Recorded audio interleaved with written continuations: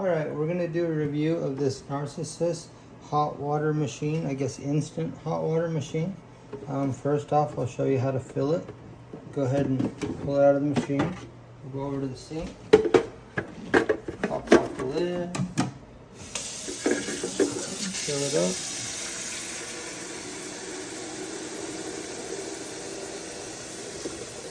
Just like that. Take it over, put it on here, drop the lid on. Okay, what we like about it is it's instant, it's convenient, it looks good on the countertop. One thing that we don't like is that if you hit the 212, it comes out like boiling and popping. I'll show you that example. So you got to hit lock to unlock it, then the temperature you want, and then how many ounces you want. And when you're doing that, you can also turn it off like that, instantly like that. But, so the 212, it's hot and it will pop. Let me show you one more time. See how it's popping?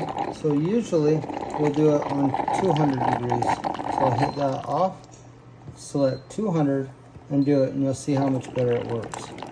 It's not popping and going everywhere. But overall, we really like it. My wife makes tea with it. I make instant coffee with it. It's a good machine. So overall, I would buy it for sure.